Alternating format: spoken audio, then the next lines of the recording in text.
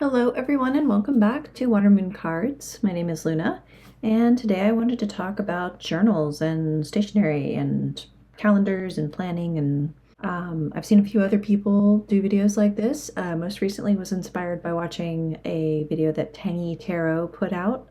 It's kind of a mid-year check-in for her and I'll link to her video below. She was talking about experimenting in her journal and all the different things she's tried creatively to just kind of let herself express and plan and do things in the way that she needs to. And I thought that was really inspiring. So I thought I'd share kind of my plans and my system for next year. So we'll start with this smaller thing. This is a weekly notebook that I'm going to be possibly using for health tracking. I have a chronic condition that runs in my family, and it's helpful to track diet and symptoms on a daily basis when I'm having flare-ups. And so the way this is organized, it's kind of like a Hobonichi Weeks or another horizontal weekly calendar, if you've seen one of those. So it has monthly layouts in the front, which I don't really use. It has a week like this, so it's a dated calendar, and then you have the days of the week running from Monday through Sunday on the left side, and I use this for tracking the food that I eat. And then on the right side, I just write down any symptoms that I'm having, and then in the back I can track kind of appointments and things with my doctor. So for example, this was last year, and this is a sample week, so you can see what I was eating and then some notes about what I was experiencing with my health. And then in the back here, I have a sample of just some notes I took at a doctor's appointment, kind of what we talked about, what the next steps were, things we were going to try, and that kind of thing.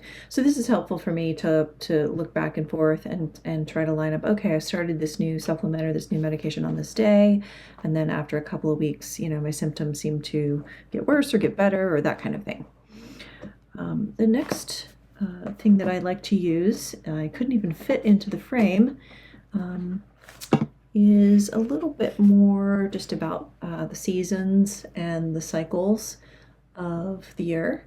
This is the 2026 Lunar Calendar from Luna Press, and I have nothing to do with this, even though it's moon related. This has been put out by Luna Press, which is an independent publisher out of Boston. It's kind of a one-woman show. She lays these out in her apartment and just has them printed off. And I'll leave the link to her website down below where you can order one. But I really like the way that she does this calendar. So it's a wall calendar. And up top, she either has a photograph or a piece of art, sometimes with a poem or a quote, something like that. Really pretty. And they're always seasonal related. Here's another one from the 2026 calendar. And then the body of the calendar is a lunar calendar. So you get 13 lunations in this calendar rather than 12 months. And it's laid out like this. So it shows you the phase of the moon, the Gregorian date, the moonrise and set. This is all in the East Coast daylight savings time or standard time, depending on what time of year it is.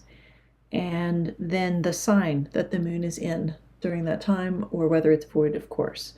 So, and then there's some druidic associations. So for example, this lunation, Uath, is related to hawthorn, and then she has some information about the plant or the tree of that particular lunation.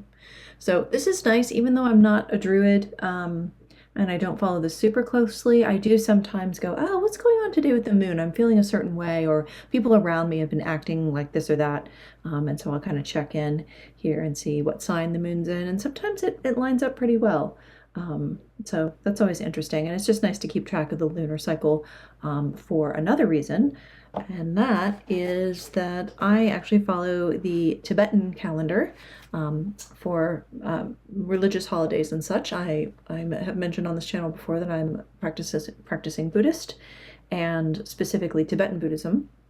And the Tibetan calendar is similar to other East Asian calendars in some ways, but it's lunisolar, so it doesn't line up with the Gregorian calendar very well at all, and it doesn't even necessarily line up with things like the Chinese calendar. It's sometimes the same and sometimes a little different.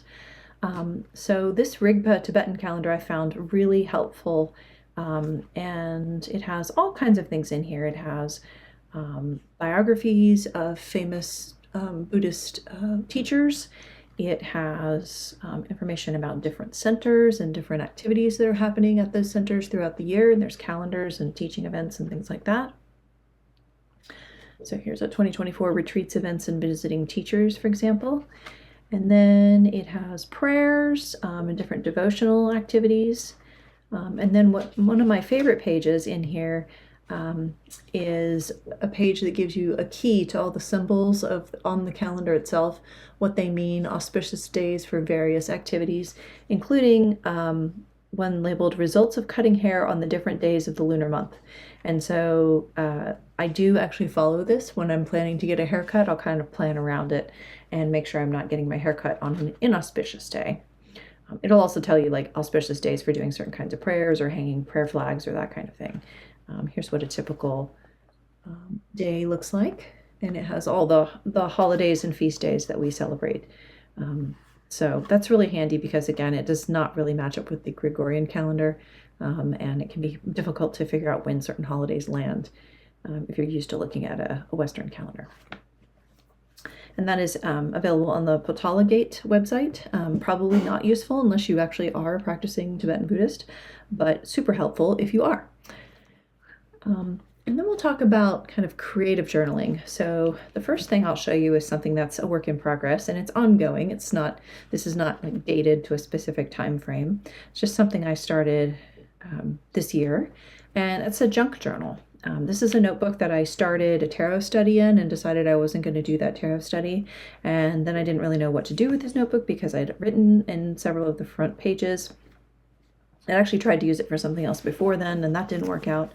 My problem with this notebook is that it is lined paper, and this style of sort of school, lined paper doesn't work for me in terms of my daily journaling habits. So I was trying to figure out what else I could do with this notebook, and I decided to just turn it into a junk journal after watching some other videos about doing that. I still left in a couple of my initial pages because I was interested in still reading like some of these books, for example, and I've read quite a few of the ones on this list, but I haven't read all of them. But then I just papered over several of the pages that I had written on already with various things. This is old newspaper clippings.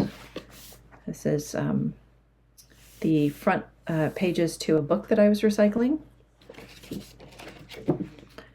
These are clippings out of magazines, so that's fine. And then again, some notes that from my previous use of this notebook that actually were okay to kind of keep in here.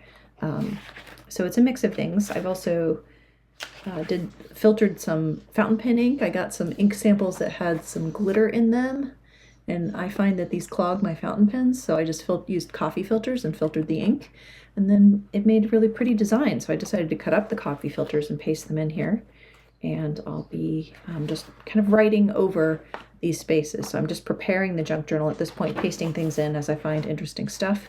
And then I'll be going back and adding either more artwork on top or drawing or, maybe writing poetry in here. It'll just depend on what I feel like doing. And I also have some like raw materials kind of tucked in here. So that's junk journal. And again, it's just ongoing project, no due date, no end date necessarily. Just something when I feel like it. And then lastly, I have my kind of daily journal, my daily creative journal. I've been keeping a daily journal now for about, let's see, this will be my 4th year coming up in 2026, which is pretty cool. I had tried journaling off and on before then, but it never really worked out. I would, do it for maybe a week or even a couple of months, and then I would just fall off and not do it anymore. But I finally found a format that I really enjoy. So this is a Kenbor A5 size, dated. It's meant to be a planner, but I use it as a journal. And it's basically like a Hobonichi Techo, if you've ever seen that style of notebook. But unlike the Hobonichi A5 size called the Cousin, this one does not have the weekly pages.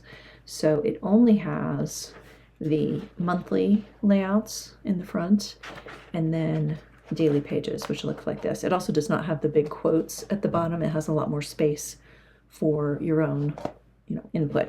What I like about a daily page is that it does keep me coming back and wanting to fill in and do something. Even if I get a couple days behind, that's okay. I like to come back and fill in where I can. So it's very motivating in that way. And I'll just show you some sample pages from my current journal.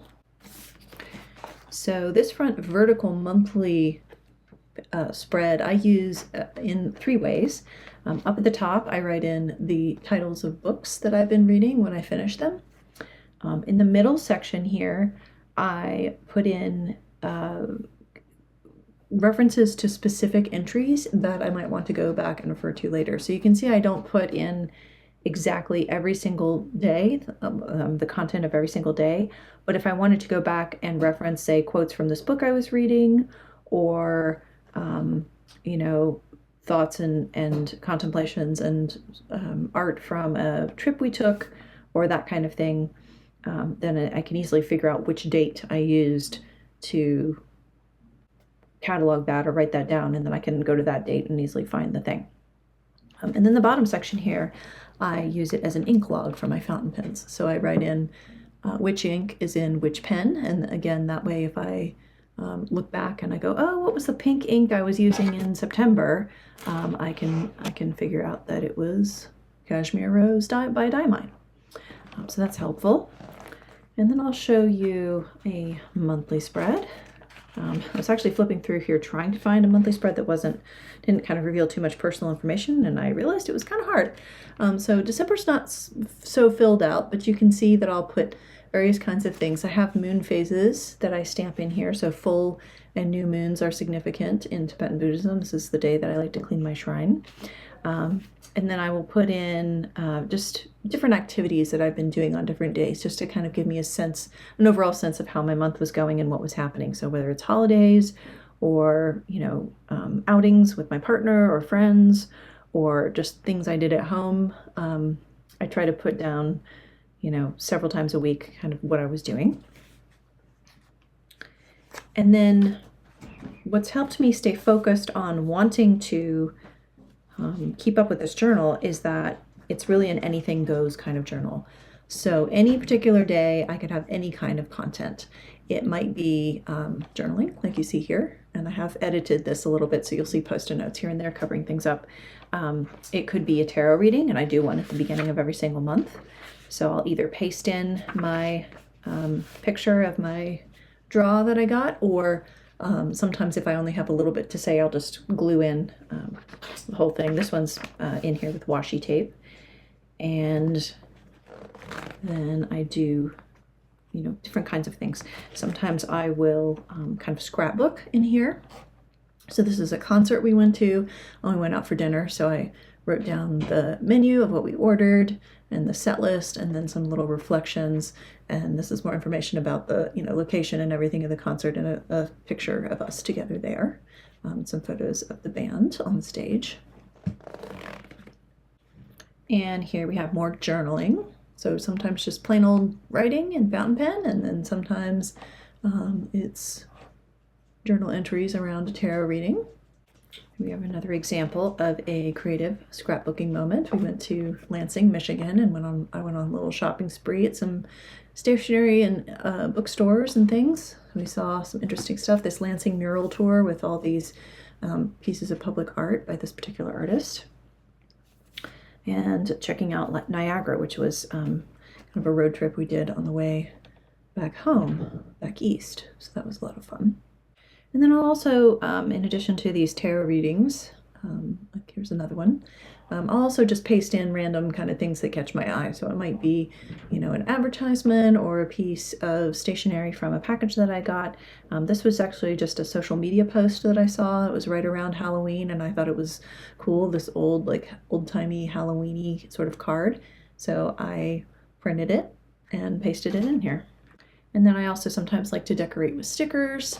I Sometimes we'll trade stickers with friends or, just get some while we're traveling or that kind of thing. And then I also will go ahead and set up pages sometimes ahead of time. So I'm a few days behind and I kind of knew that. A friend gave me this really funny holiday card. And so I just decided to photocopy it and paste it in here. And that way I didn't, I could kind of both save the fun holiday card and also not worry about this particular daily entry. For me, as long as there's something on the page, that's fine. It doesn't have to be completely filled in, and it doesn't have to be some lengthy emotional reflection on my day or my mood or anything. It can just be something fun, some memento of about what was happening that day. These snowflake cutouts are from an envelope from packaging I got around the same time. This is a business card that someone gave me. They're an artist, and this was the back of the business card, so I just peeled the front part off and then used the back to pre-decorate this page. And this was a bookmark that I got at an event a little while ago, and I know that I have a multi-day event starting on December 28th, and it's kind of like a camp. It's a little retreat starting that day, so I just pasted this in here because I knew that that was coming up and it would be a fun way to kind of mark the occasion. So that's my creative journal, and then all the things that I also use to keep myself on track and healthy and sort of knowing what's going on a daily basis. I hope you found that fun. And if you also use paper and pen to keep track of these kinds of things, I'd love to hear about your system and what you use it for and how you do it. Thanks, and take care. I'll see you later.